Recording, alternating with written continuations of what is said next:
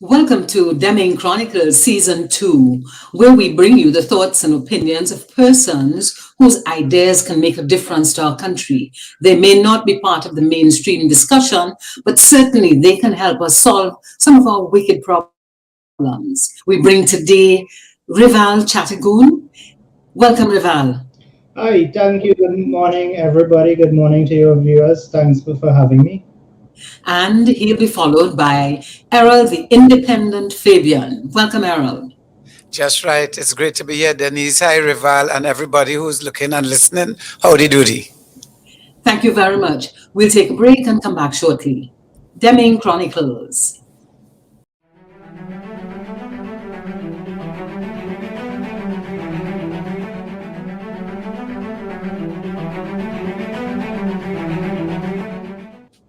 Deming Chronicles Season 2. And on our stage, in our studio, our guest today, Reval Chattergoon, president of the Arima Business Association. Reval, how has COVID treated you? COVID have treated us just as anywhere is in the world. It's horrible, it's frightening, it's scary, and the unknowns make it even worse. We are at a stage where we have some enormous numbers. It continue to rise.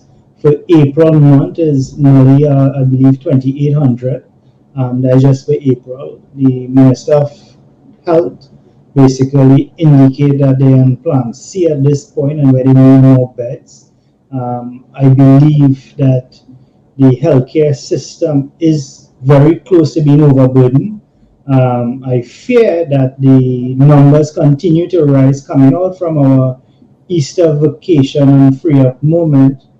Our country at this point has rollbacks, and the people actually, the last lap sort of mentality, in essence, what they're creating is super spreaders points. We really would like COVID to be something of the past for us to correct it. And the only way we could correct it is isolation, proper protocols in terms of people need to be responsible for wearing on their masks, and vaccinations. The government is on record saying that it is in the making. They have different hiccups in getting it. There are entities from the private sector saying that, hey, we do have access. So maybe we ought to have a better conversation with the private entities once they meet the World Health Organization's criteria and the Ministry of Health, and we need to get this vaccination, because God forbid we continue. We have a lockdown now. It runs for 3 months, which is my fear. So this is why we have called for maybe just 3 weeks, and basically a quarantine for those 3 weeks, the whole country, so that when consumer confidence come out, because the numbers fall so little bit that our businesses could now survive. Because what we have found in recent times, in the month of April, is that you're not even making your salary for the 1 or 2 persons that you employ. So you continue to dig a bigger hole every day, and we certainly cannot afford it. Question is do you prefer to run the risk of having this for 8 to 9 months in the future? Or do you prefer a quick fix, ban with body now, and have some corrective measures? And that's really where we are. It's certainly frightening, it's cause for concern, but all hands need to be on deck on this. We can't be just saying everything that the government do is wrong, and you don't offer any sort of solution, suggestions, or how you make something better. And it seems as though that is basic society today. If you support one, well, you are politically aligned. If you don't support it, well, you're oppositionally aligned. And unfortunately, Trinidad and Tobago need to be Trinidad and Tobago aligned. At least in a crisis that we have found ourselves in, we need to put Trinidad and Tobago first. If we to even consider having a conversation about next year, next carnival, Christmas this year, or 5 years from now in terms of our governing bodies. And that's an excellent note, a reminder that we need a conversation. Tell me, when you think of Trinidad, let's say 5 years from now, assuming that we will manage COVID, when you think of Trinidad 5 years from now, what would you like to see? More patriotism, to be quite honest. We have leaders, and sometimes, in most cases, their thinking might just be in and around themselves, rather than how is this going to affect me in 5 years or 10 years. I sit in a position, Denise, right now that I am in because I have young children. For those who know me, I've never been a public person. Always shy. If you come to, I've never been this upfront in any sort of media forum. But when I think about my grandchildren, when I hear stories from my parents in terms of what they did as a child and how that shaped to my childhood, that I could have just ride my bicycle maybe in just a particular area of my where I live, right? And my children cannot even ride a bicycle out on the road where I live. So what do we do? What do we do for our children is of a great concern to us. Where do we see ourselves in 5 years? Based on me being a business person, it is scary to think where the trajectory where we're going. But I certainly like to think that one day we can live in this fairy tale, that we love each other. We could not depend on government because government spending and our taxation is one and the same. We could say, hey, I am a proud Trinidad and Tobago citizen. We could all be ambassadors so that we could speak well of our country and not be always saying something negative. Because when we travel, people adore us. Yeah.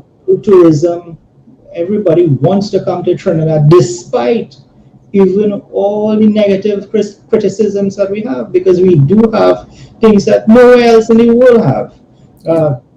Pitch Lake, our own is a right bird sanctuary. People from all over the world come to see particular type of birds. So I would like to see that everybody want to come to Trinidad, everybody want to become a Trinidadian. But our governing, our leaders are somewhat a bit far. And I think that the younger persons like yourself, Denise, need to step up and hold that mantle and walk with that torch and let us go. Let us have one common goal for betterment of country. It's not always the pretty thing to do, I must say. You're going to have a lot of negative criticism, as I've learned in the past couple of days, but we need to look at the future. We need to look outside of our own selves and what is the betterment for all. You talked about patriotism, you've talked about having better conversations, and you've talked about looking outside of ourselves to ensure that we do what is in the best interest of our country. What is the evidence you would be looking for to make you believe that we've changed or we are on a road to changing the way we do business now? Well, let's look far-fetched. We could open our business and think that nobody will come and shoplift, nobody will come and rob us. Very far-fetched at this point.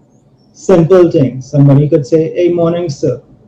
Do you know, as a walking on the street, standing on the street, if a child in primary school uniform pass you and tell you morning, sir, morning, ma'am, you'll be very confused at this point. Yeah.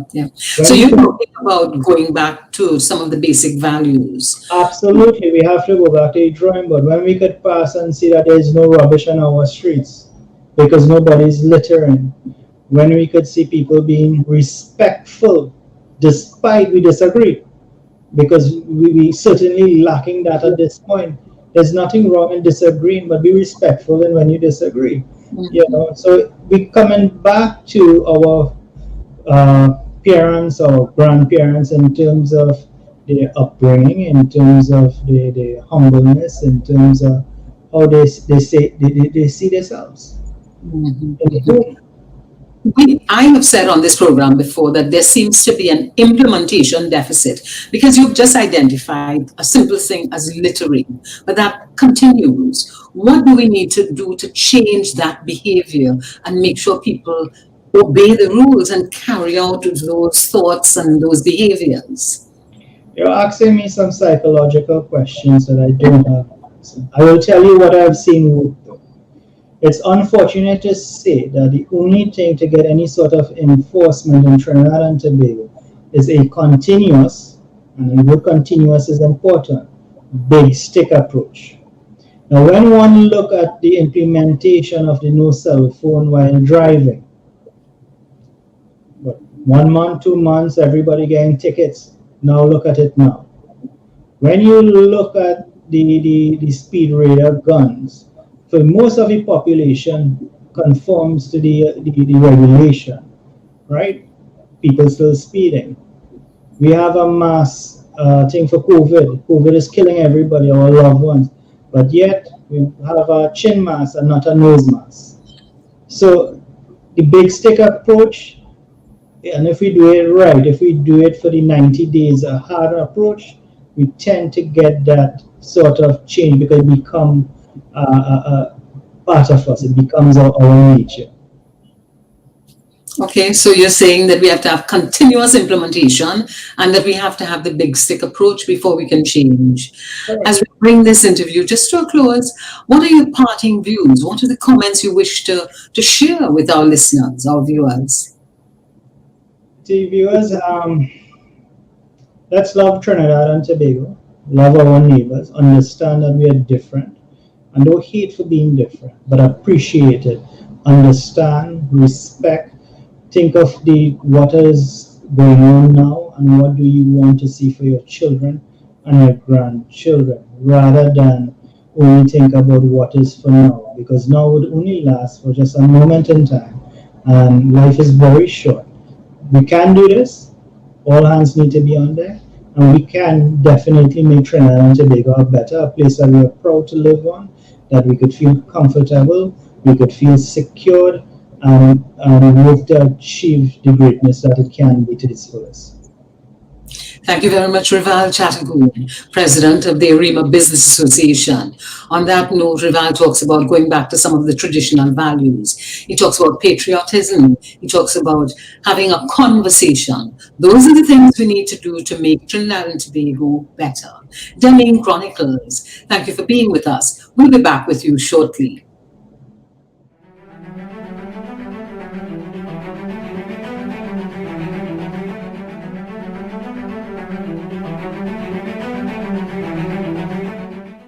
Deming Chronicles Season 2, welcome back. And on this segment of the program, we welcome Errol, the independent Fabien. Lovely to have you, Errol. And I want to start by asking you, how has COVID treated you?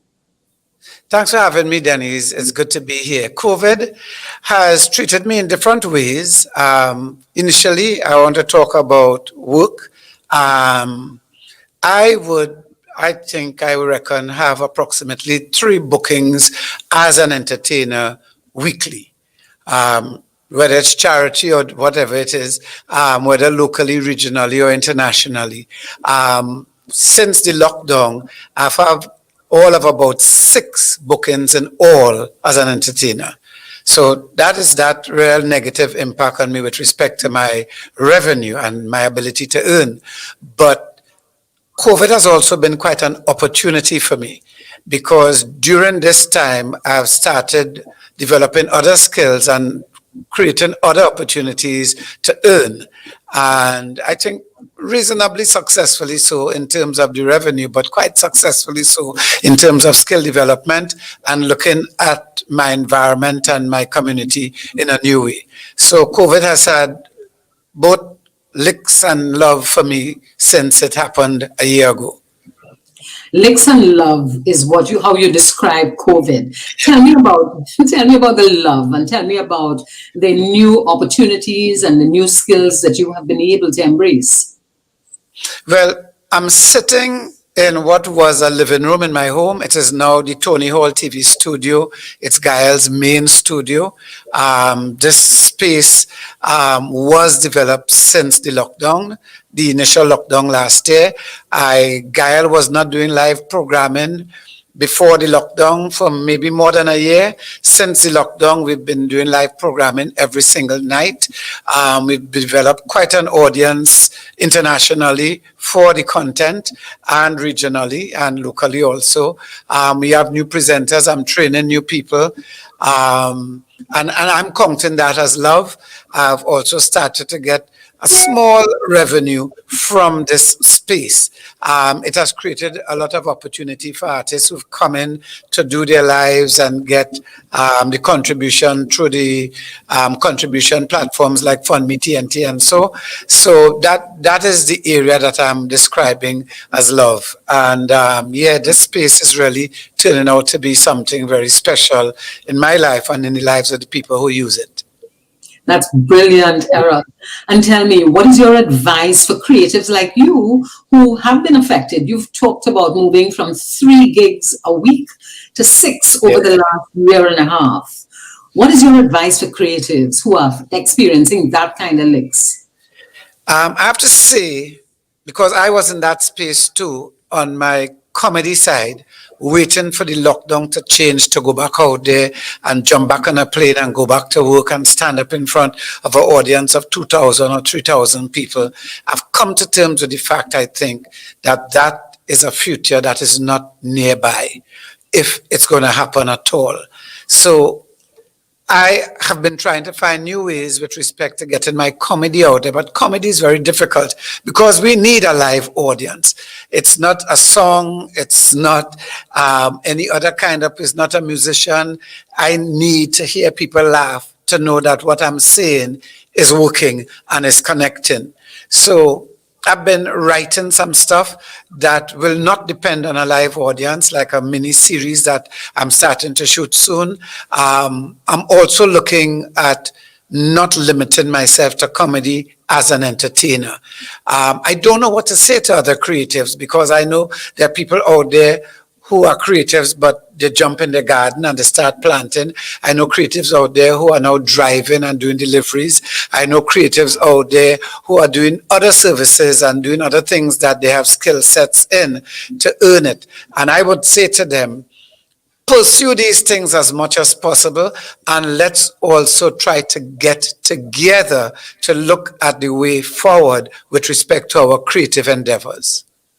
What does Trinidad need to do to ensure that our creatives thrive? What is the kind of infrastructure? What's the kind of culture? What is the enabling? What are those enabling factors that we need for creatives to thrive? First and foremost, the sector has to be seen as an industry. The creative sector in Trinidad and Tobago, in my view, has never been seen as an industry. It has never been given respect. It has never been capitalized. There has never been a real investment, private or public sector, in the creative sector in Trinidad and Tobago, the creative industry, I should say, because this is an industry that generates hundreds of millions of dollars, not just TT dollars, but it has never been given that respect and that place. So it is why people online expect to get everything for free from creatives. When it's to pay for it, no. There's no part of that because we've never been treated as such. The respect has never been there. And so I think there's even need for some sort of legislation, some sort of understanding and positioning of the sector by the legislature that recognizes, okay, this is something like we have energy or like we have whatever it is. Get the forum going, get the fora going, bring it to the public, help the public understand and show it to the public. Show how the industry supports the national economy and show how the industry needs support from the general public. Errol, I just want to switch the conversation from the creatives to our future as a country. If you could dream 5 to 10 years into the future, what would be the single change you would like to see happen in our country?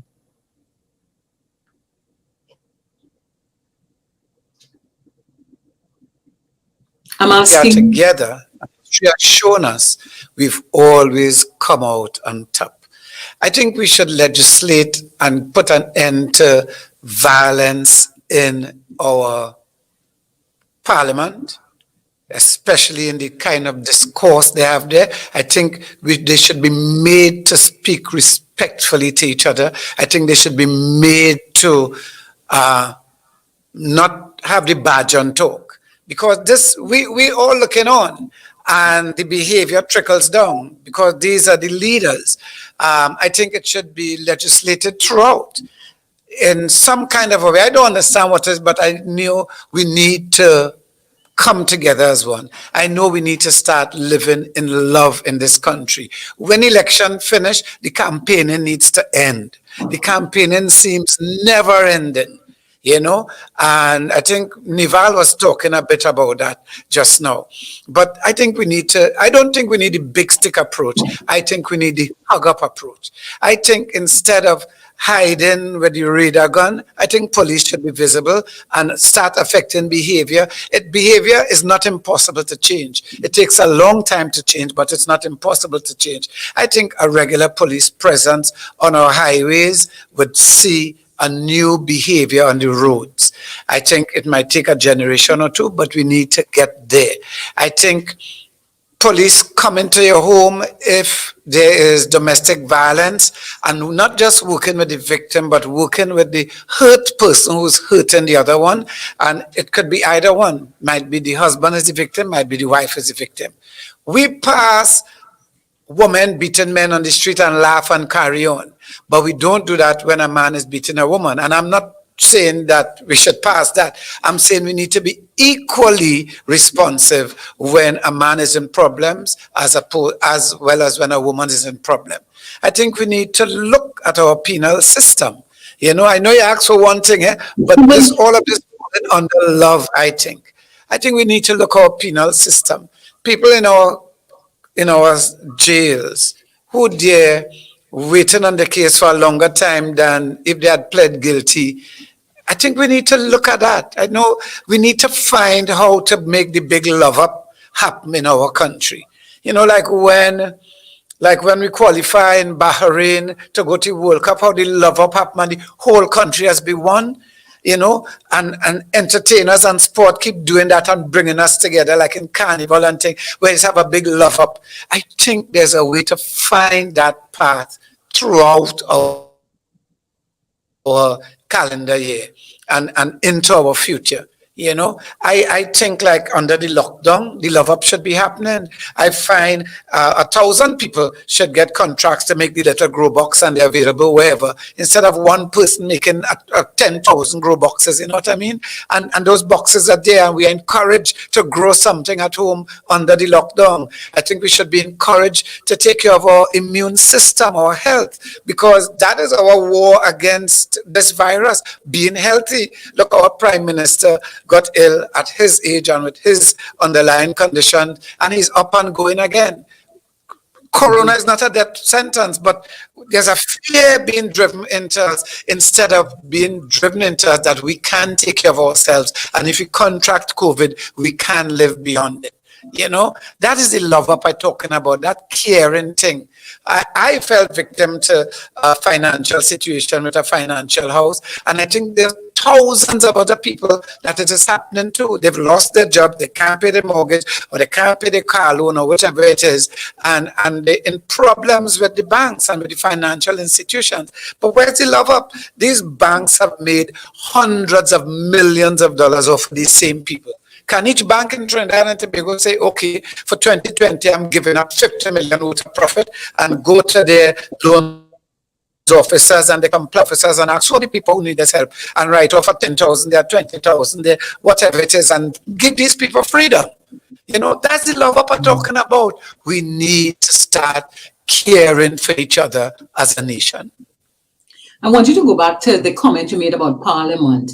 How could that love up happen in Parliament when the way the system is designed, it seems to be designed for confrontation? And if the love up is going to trickle down, how do we get it? It is designed for confrontation, but we accepted and helped create that design. The same people who sit there and the people who sat there before. And therefore, we can change it. It's not written in stone. That system we have, it's not God who gave us that system. It's not unchangeable. We gave that system to ourselves. So we can change it. We could sit in a circle instead of facing each other. You understand? A simple thing like that can change the way we interact with each other. We could talk about the language and legislate some words never to be used inside there. Legislate a tone.